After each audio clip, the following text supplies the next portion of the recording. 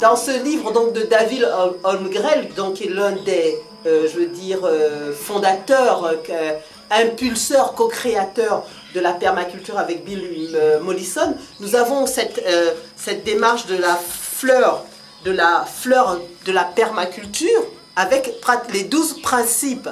On parle aussi bien donc de l'environnement, de l'habitat, des outils et technologies, de la culture et l'éducation, de la santé et du bien-être, de la finance et de l'économie, des régimes fonciers et de la gouvernance, donc de la terre, de la gestion de la terre et de la nature. Il y a 7 éléments au niveau de la fleur de la permaculture et c'est ça qui m'a intéressée. C'est que la permaculture, vous pouvez l'appliquer à tous les niveaux de votre vie.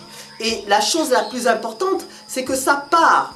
Lorsqu'il y a, par exemple, à s'occuper d'un terrain, vous allez d'abord partir de votre espace, qui est votre habitation, qui peut être vous en tant qu'individu, et petit à petit élargir l'espace après votre maison, votre habitation, il va y avoir le petit jardin. Qu'est-ce que vous faites dans votre petit jardin? Ensuite, après le petit jardin, il va y avoir un peu plus loin les premières cultures dont vous avez besoin au quotidien. Ça peut être des carottes, des courges, des tomates ou des choux.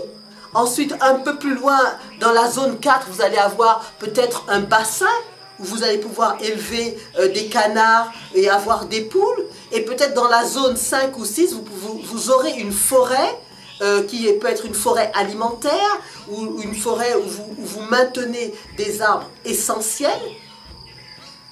Et c'est ça qui est intéressant. Et comme je le disais tout à l'heure, dans la relation que j'ai avec le continent africain, avec cette Afrique dont je suis issue, je pense que la permaculture est un moyen pour restabiliser l'être humain et le mettre à nouveau en harmonie et en accord avec l'environnement et l'espace dans lequel il vit. Et en plus, dans un continent africain qui est un continent qui est réellement, le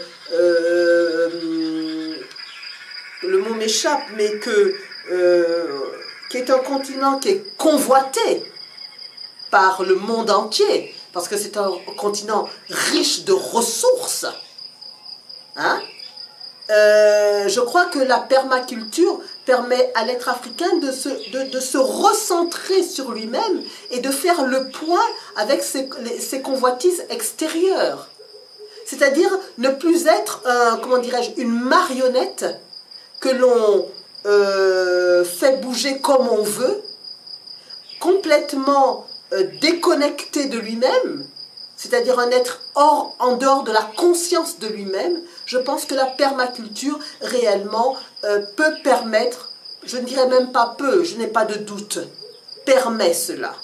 Et surtout, je crois que la permaculture n'est pas un programme que l'on doit venir apporter. Ce n'est pas un programme, c'est une façon de vivre, c'est une façon d'être, et c'est ce qui m'intéresse avec la permaculture, parce que ça nous permet d'aller à l'essentiel de son être, au plus profond de son être, et de se remettre en question profondément, c'est-à-dire revoir sa façon de penser, revoir sa façon d'agir, revoir sa façon de faire, revoir sa façon de dire les choses.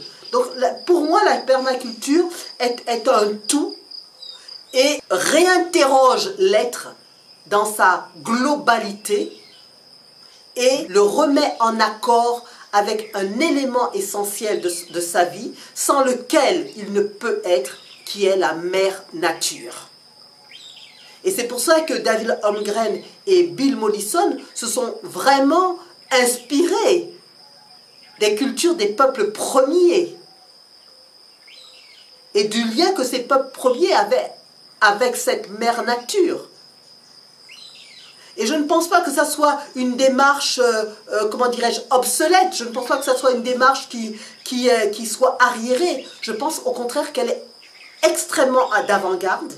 Et dans la situation à laquelle est notre humanité, dans la situation dans laquelle est notre terre-mère et dans laquelle nous avons mis notre mère nature, Je pense réellement que c'est un moyen de nous reconnecter à l'essence même de l'existence, à l'essence même de notre humanité.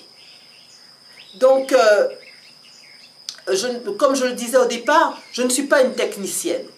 Sur le plan technique, j'ai encore beaucoup de choses à apprendre, mais c'est une démarche qui me touche au plus profond de mon cœur. Et en cela, je n'ai pas de doute.